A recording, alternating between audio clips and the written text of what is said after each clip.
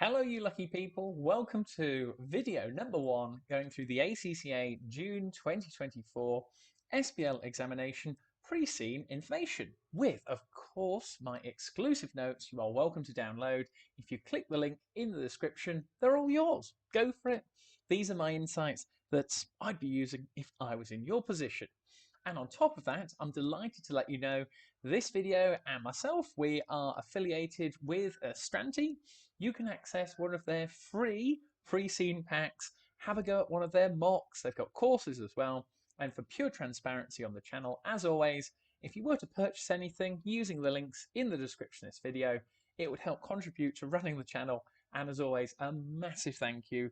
I'm so pleased the videos help you guys out to pass your exams, get you qualified. So let's get stuck into it and follow this video along if you've got the notes in front of you as well. So starting off, what would I do in terms of these pre-seen notes? Well, straight away from the contents page, I've got it on there as to whether you want to be actually using Excel or paper notes. I'd be first of all separating out the contents into those 5 different sections, just so it's consistent that on the exam day, I'm going to get these again and I know exactly what is in what section. Then you can see on the right hand side, I've highlighted the subheadings in blue. So again, maybe you want to do that on your paper or Excel tabs, but it's just thinking to myself, there is so much information on here.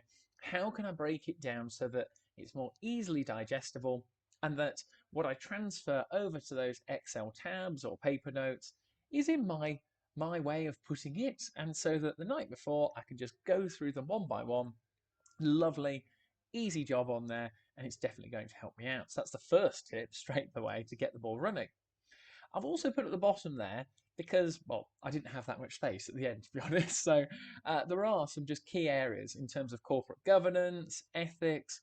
Do not overlook agency theory. Stakeholders will definitely be on your exam in one way or another, internally or external stakeholders, along with CSR, corporate social responsibility. That can link into other theories within the SBL syllabus, such as Pestle on there and Porter's 5 Forces.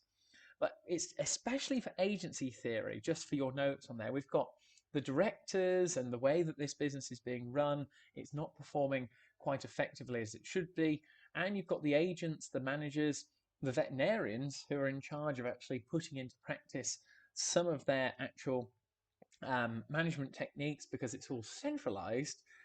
It's one of those you go, I really would have that really in the back of my mind, just in case I wanted to take the theories and apply it in the exam. And the key word there is application, apply. That is what you need to be doing in your SBL exam, along with planning the requirements that you get on the exam day, and going to yourself, right, I'm just going to take 30 seconds, just like James said in his video, and start to go through section by section. So in terms of introduction, on there we've got PVS, which in the exam you should be referring to it as PVS. You don't need to actually write out Praecuro Vet Services Ltd all the time. That's why we actually have PVS given to us as it is on there. The same with veterinarian for vet. Is a case of, for the first part, yes, it's only 2 sentences, but there is still key information in there, that it's the 5th largest organisation actually in Ireland, but it only has a 6% market share for your notes. We were also established in terms of 32 years for Praecuro Vet Services, but this is the key thing. It's usually a good thing. Longevity, you've maybe got a good pedigree on there as the way that the business has been run. But customers, as we'll find out later on in the other videos as well, they're very price sensitive and they move from rival to rival. They're more interested in how much does it cost and just sort of getting the treatment done for their vets at the best possible price on there in the most convenient way. So that's just something to take away, that there are pros on there, the longevity and the 5th largest organisation, but the flip sides as well. Now moving on to part 2 in terms of pet vet services, the actual industry in Ireland. And you've got to be on your toes for this, because you just haven't got time to go back and look at this in the actual exam. So I'm going to get straight into it. When we talk about animal doctors, veterinarians on there, animal nurses, the vet nurses, and then delivering the services. In my eyes, in my head, I'm thinking to myself, it's specialized. We need actual quality service to be provided.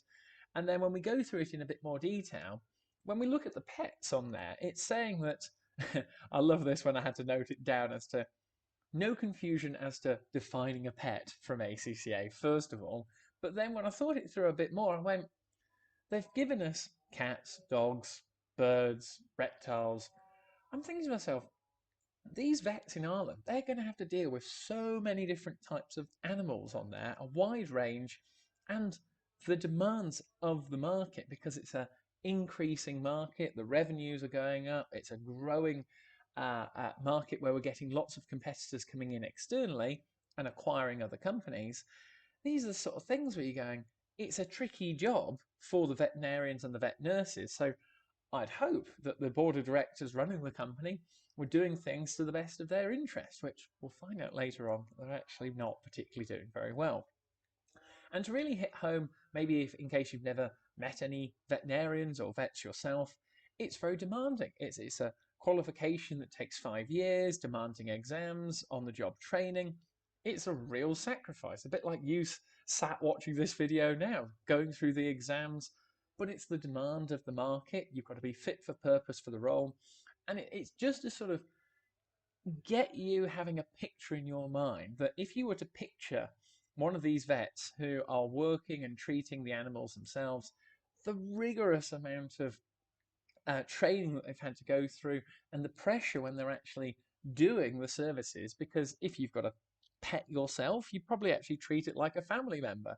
So the last thing they want is to be dealing with other stresses and strains, and you actually want a really nice working environment, which, again, when we come on to it later on, you're going, hang on a second, they could be doing a lot more for the veterinarians and the vet nurses. Now let's look at the services provided, and this is where there are going to be mistakes on this, where students are going to have to be really careful about when they're referring to clients. These are the pet owners themselves, and then you've got the pets as the patients. I can see where some people may get muddled up by you saying, well, surely the pet is having the treatment done, they are the client to the actual vet practice on there.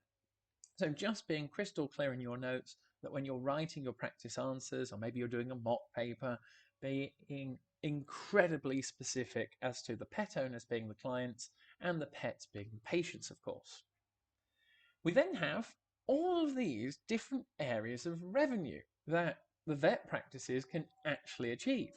You've got annual vaccinations, and you can see from my notes, recurring revenue on there, requiring skilled staff, and keep it linking into the board of directors. For these services provided, the member of the board of directors who is in charge of all these different revenue streams is the chief medical officer, as to saying, right, what actual services are we providing? And the chief medical officer has to say, can Praecuro Vet Services Ltd actually do it to an effective and efficient standard that is fit for purpose for the pets involved? We also have surgical operations. This can link into the technological advancements. We also have store staff, we'll see later on, actually offering guidance and advice on pet care. So you get, when I read it through, I went, hang on a second, you've got people in shops which, you know, if you go buy pet food or something like that, they'll offer advice, which people in Ireland are actually taking on board themselves. But really, for your notes, it's really key for the services provided. You've got a variety of revenue streams. Some are recurring on there, and others they may try to upsell you to other things to actually look after your pets themselves on there. So it's just being aware as to, if you were to picture in your mind walking into one of these veterinary practices, what's actually going on, and then how could it benefit the business itself to grow on there. We also have these services are usually provided with consultations with a veterinarian or a vet nurse. They can be booked on the telephone or online, and the average consultancy time is 15 minutes.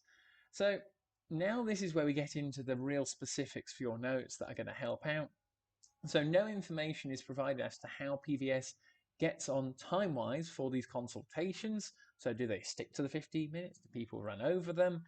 And PVS does not do bookings via their online website. This is where as we go through the pre-seen materials later on, they've got a software package which you can go online. You can look at the practices themselves, but on there you cannot actually go into and make a booking or appointment for it, which is crazy when you think about it on there.